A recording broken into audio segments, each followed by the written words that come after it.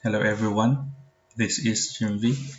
So I am making this video demonstration for those students asking how to log into their USTEP accounts, and also for those students also asking why there is no subjects that has been reflected to their account. So in here in USTP Hassan Facebook page, we actually posted three formats. So in order for you to log into USTEP, to just go to this specific URL, which is ustep.ustp.edu.ph, okay? And then you're going to provide your username and password. So there are three main formats for this one. So the first format will be the username is the ID number, and the password will be the last name at ID number. So very specific instructions here. Okay, so the sample will be, so for example, if your student ID number is this one, so 2016-111, and then your password will be your last name or your surname at your ID number. So the first letter of your surname is capital. So ang uban, ang ilang gibutang diri is ilang first name, ilang ngalan. So na-indicate na diri na surname. So surname inyong ibutang diri. So ang first letter sa surname is capital. Okay? So mana ang format 1. So the second format will be ID number for the username, and the password will be last name at ID number, and then ay number sign sa katapusan. So the sample format, ID number, and then your last name or your surname at ID number, and then number sign sa katapusan. Okay? So na very clear instruction na po dire. First letter of your surname is capital and add number sign. So still some students yapon ka follow sa very simple and specific instructions. So okay lang na siya. I-kuan lang ta ninyo, try ang mga possible nga combinations of passwords. So the third format will be the username is naay gibutang before sa inyong ID number na siya 2 dash. Okay, as you can see it here, naay 2 dash, and then ID number, and then the password will be the same, your surname or your last name or your family name at 2 dash ID number. So the sample will be 2 dash 2018. So na po i-indicate diri nga kuan note. So add 2 dash before your ID number. Then the password will be Smith at 2 dash 2018. The same format, first letter of your surname is capital. So capital gina siya, guys.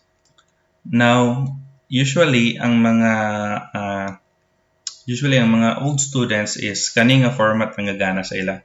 The third format katong sa mga old students. Ang reason ani, guys, nga nung naay tulo ka formats, it's because some students have duplicate accounts. Okay? So mao na ang reason gid na. So katong isa ka account sa estudyante is ang uban adto is walay sulod, walay subjects. So katong ang isa ka account niya is maotong na sulod, maotong na yung mga subjects tanan. So mao nang gi-post na mo diri sa Facebook page ang mga possible nga formats nga inyong i-try pag login para inyong ma compare sa uban nga format kung ga-reflect ba ang subjects, kung naabay yung mga subjects. So mora na siya ang mga formats nga dapat ninyo i-enter. Now, if you're able to successfully log into the environment to this LMS in USTEP, okay? So napagay daghang kay mga questions sa estudyante nga ano daw wala sila nabilang sa section, nga ano makita nila ang uban gipost sa mga instructors. So ako na i-explain diri one by one. First, sulod sa akong So i-explain na ako sa inyo So kanay nung mga queries nga nganong naay ang uban is actually ang uban the question nganong makita sila og kuan post or activities of instructors or nganong mga inana questions. Okay? So ako i-explain sa inyo guys nga for example kani nga course mobile programming course ang course diri sa USTEP is mao na inyong subjects. Course is equal to subjects. So mao na inyong timan-an ha. So kani diri ang course is dili lang kita USTP sa nagagamit ana guys. So actually all of the campuses use it. So naa dito tanan ang mga instructors, mga students sa uban campuses pod nga na diri. So dili lang kay kita ang gagamit diri. So napoy uban diri nga uban campus nga nagamit pod. Okay? So inana ilang nung kuan. Now, kung inyo nang makita diri is actually it's very normal lang na siya nga makita ninyo diri ang mga kuan gipang-add bisag wala mo nabilong diri nga section. It's because siguro pag add ana sa instructor is wala nila na hide and wala nila na restrict sa ilang sections only. So inyo lang siguro ikuan inyo instructor ana. For example, if na-add inyo instructor nga activity, quiz or any nga file diya sa inyong kuan course is inyo lang siyang kuanan siguro i-ask kung unsa nga week niya gi-add o unsay file name sa iyang gi-add. Okay? So manotice ninyo diri guys nga naay puyuban makita gyapon nako. Bisan wala ko nabilong ani nga section is because maybe ang instructor nga ani nga ga-add is wala nila gi-hide or wala na hide and then wala na restrict actually it is restricted sa ila nga kuan sa ila nga lang section but wala lang siguro na hide ni. So that means makita gyapon ako diri. So the same gyapon if ako ni siyang ikuan switch role to a student pareha sa inyong nga role student lang. Okay? So makita gyapon, makita siya. So wala lang siguro nila na hide sa uban instructors. Actually, kung na-hide na siya guys, wala unta mo makita diri. So kung unsay lang i-upload sa inyong instructor, kamo lang makita ana if you belong to that section, guys. Okay? So don't be confused lang guys kung namoy makita diri, ignore lang na kay wala man ka nabilong nga section. Okay? So ang importante is nakasulod na mo sa course and nabilong mo nga section, maka-access ka sa dili ka restricted or maka-access ka sa gibutang quizzes, files or any nga documents sa imong instructors diri sa imong course. Okay? So kana lang mora na ang basic nga usage girana. Okay? Now kanang mga submission guys, na may for example ako aman dire. Na yung mga submission. So for example, any instructor is nag-required nga na siya gibutang dito nga for example kanina na quiz 1 and then ayang requirement is inyong i-upload inyong answers dito sa USTEP. Okay? So very simple inyong buhaton is i-click lang, pangitaon lang to ninyo ang gi-add sa inyong instructors kung unsay file name, unsang week siya nag-add. Okay? Very simple lang. And then, if, for example, humana ka sa imong task, and then imo na siyang i-submit na yun, so i-click lang to nimo, pangitaon lang to nimong file kung asa dapat niya gi-add sa imong instructor. Okay? So for example, in our case, na ako gi-add diri, which is quiz 1. Okay? Wala ako nang i-add.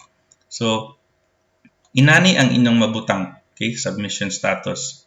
Okay, na siya mabutang diri and then pwede ka maka-add og submission. Okay? So take note nga pwede po ka magkuan diri for example na kay file diri any nga file, word file or kaning PDF files. So pwede na siya mo automatically na i-drag and drop pa dulong diri or pwede po ka mag-add og file. Manually add og file dayon upload a file then choose file. So pangitaon nimo kung asa nga file to imong gusto i-upload. And after that, i-upload nimo diri and then save changes. Now, kung ma-save changes na siya, that means ang imong gi-upload is naa na sa dito sa imong account sa USTEP nga database. Naa na siya dito ma-save na siya. Okay? So inana lang very simple ra kayo guys ang trabaho nato as a student sa USTEP. Okay? So kato lang akong kuan guys, akong sa tawag ani. sulti sa inyo about kaning mga inani. So ignore lang na. If you don't belong to this section, just ignore it. Okay? So siguro na sayop lang siguro si teacher na, si instructor nga wala niya ni hide. Okay? But dili ta maka-access. It's because we don't belong to this section. Okay? You only okay? So inana ra siya. So makita na to siya na-post dire sa atong page, sa atong course, but dili na to siya maklik. It's because wala man ta nabilong aning section, okay? So kato lang imong maklik kung katong mga activity or mga quiz or mga file pwede nimo ma-open kung asa ka nabilong nga section. Okay? So actually kana ra gid atong kuan guys, main nga trabaho as a student or inyong buhaton as student. So I suggest nga login lang mo sa inyong UStep accounts. Okay? So for example, if naay pag-o i-add inyong instructors nga file or quiz baka or for example, if quiz na may time ana ang kanaw sa alang ni instructor pwede ma-open ang quiz og naapod siya due date kanang kanaw sa mag-end inyong quiz. Now, dinhi sa inyong dashboard sa inyong UStep is naay mo butang dire. Okay? So as you can see it here na walay nabutang dire, it's because no upcoming activity due ang nakabutang dire. It's because wala man koy gi-add nga bag-o nga kuan quiz or any nga file. Okay? So for example, kung mag-add yung instructor sa quiz ninyo nga hapit na mag-due hapit na mag-end is mabutang na siya dire guys. Kibala siya mo-notify bitaw siya ng butang dire. Okay? So makita ninyo inyong courses dire guys, ang na-enroll ng courses kung unsa inyong na-enroll nga mga courses. Okay? If ever nga naay mo reflect sa inyong account nga mga subjects nga wala ninyo, dili appeal sa inyong kuan COR, pwede ra ninyo i-ignore or pwede ra sad itawag sa kuan or i-chat sa atong Facebook page para ma-unenroll mo ana nga subject. Okay? If ever lang nga naay mo reflect sa inyong account nga dili appeal sa inyong COR or wala mo na enroll ana. Okay? So if ever pud nga naay subjects nga wala gi-reflect dire nga na-enroll mo ana, so the same process, i-message lang sa atong Facebook page dire sa UST Piasaan, okay, para atong ma-add na siya or atong matagaan og action. Okay? So I think that's all for this tutorial video or video demonstration. So again, if napo may questions guys, just message us in our Facebook page. Okay? So paningkamutan na mo na matubag tanan inyong queries, inyong pangutana, paningkamutan na mo. Okay? So that's all for this video. Thank you for watching.